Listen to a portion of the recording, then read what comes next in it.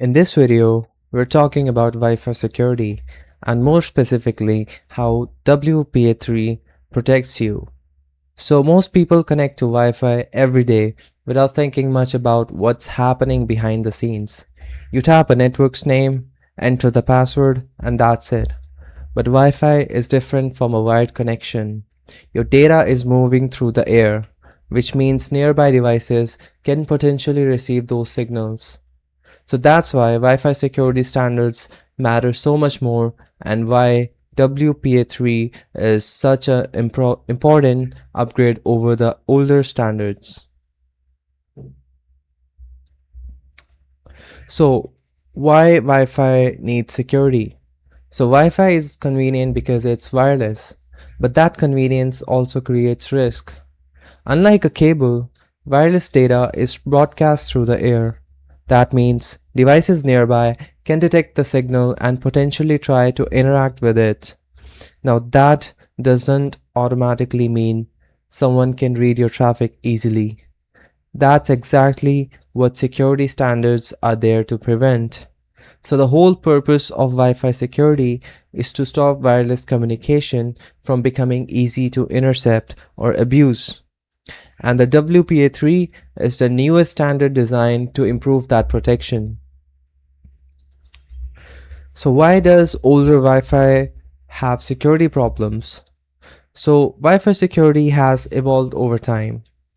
WEP was one of the earliest standards, but it eventually became insecure. WPA improved things, and WPA2 became the main standard for many years. WPA2 was a big step forward, but it still had limitations.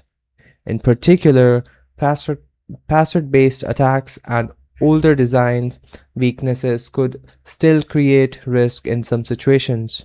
So WPA3 was introduced to strengthen Wi-Fi security and fix some of the gaps that older standards left behind. So what does WPA3 improve? So WPA3 improves the Wi-Fi security in a few important ways. It uses a stronger and more modern approach for authentication, which helps make the connection process more secure. It improves protection for home users and enterprise environments, and it also adds better privacy protection in some public Wi-Fi scenarios. So WPA3 is not just a small update with a new name. It was designed to fix real weakness that had carried over from older Wi-Fi standards. So better protection against the password guessing. One of the biggest improvements in WPA3 is how it handles password-based attacks. In older setups, if an attacker captured certain connection data, they could sometimes use that data for offline password guessing. That means repeatedly trying passwords without needing to interact with the network every time. So WPA3 makes that kind of attack much harder. It reduces the value of captured handshake data and improves resistance to brute force style attempts. That said, strong passwords still matters. WPA3 helps a lot, but it does not turn a weak password into a strong one.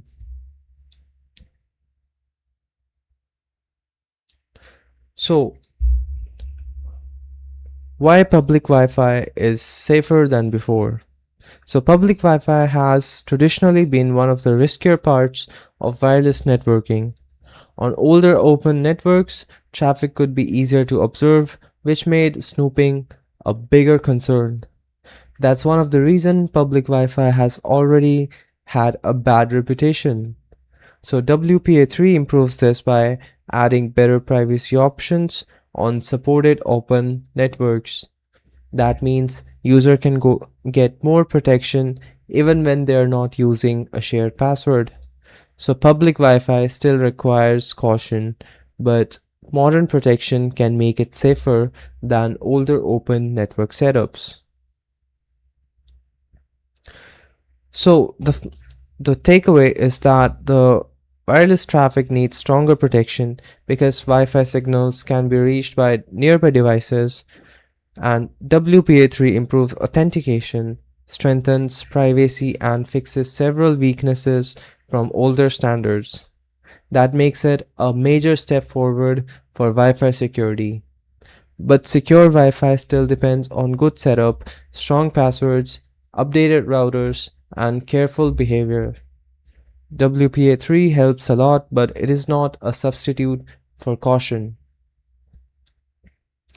That's it for the video, and see you in the next one.